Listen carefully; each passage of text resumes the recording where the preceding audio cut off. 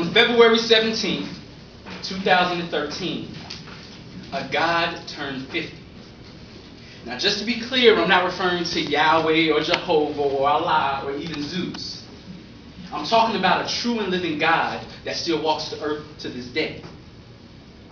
I'm talking about the 6'6", 218 pounds, immaculate dark physique, bald head, number 23, his airness, Michael Jordan. Don't you remember Michael Jeffrey Jordan? Don't you remember the 1982 NCAA championship game, Georgetown versus North Carolina? Jordan hit the final shot with 17 seconds left on the clock from the left wing, and he was only a freshman. Don't you remember the 1984 NBA draft when Jordan was drafted third behind Akeem Olajuwon and Sam Bowie? Sam Bowie?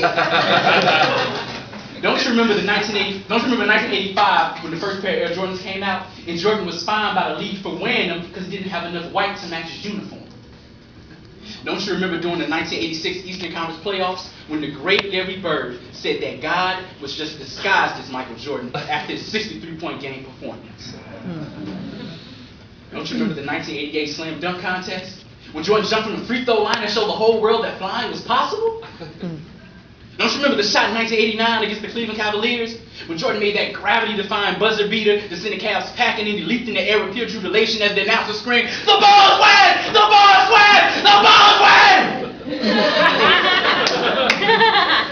Don't you remember during the 1991 NBA Finals when Jordan did the unthinkable switch between the hands layup in mid-air? God damn! Don't you remember the year 1992 when Jordan gave the infamous shoulder shrug toward the Portland Trail Blazers bench after hitting his sixth three-pointer of the game and scoring 35 points in the first half and leading the Bulls to their second NBA championship?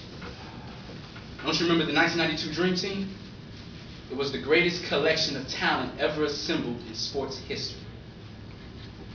Don't you remember those Be Like Mike Gatorade commercials of the early 90s? Had that catchy little jingle? If I can be like Mike, oh, I wanna be like Mike, If I can be like Mike.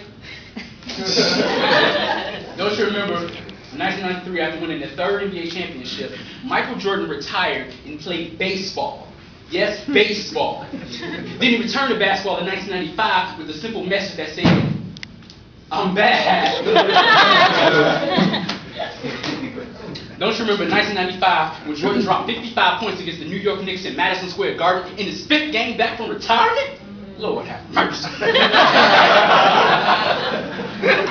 Don't you remember the 1995-96 NBA season when the Bulls led the league with a 72-10 record that still holds to this day and went on to win their fourth NBA championship? Don't you remember the 1997 NBA Finals?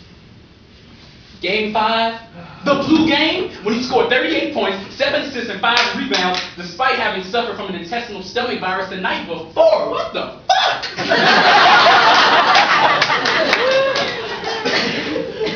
Don't you remember the most memorable image in sports history? Game 6 of the 1998 NBA Finals. Jordan strips the ball from Malone, dribbles up the court, gives Brown Russell a little push, pulls up for the jumper, with 7 seconds left on the clock, hands still frozen in the air, and he makes his final shot as a Chicago Bull. And he went on to win their 6th NBA championship. Don't you remember all these moments? I do. But there's an entire generation who doesn't. There's an entire generation who only know Michael as the bald guy who makes shoes. There's an entire generation who have only seen Michael through YouTube clips. Michael Jordan is to my generation what Muhammad Ali was. Michael Jordan is to this generation what Muhammad Ali was to my generation. A relic from a distant era that once was great. Damn. I'm grateful I got to witness history.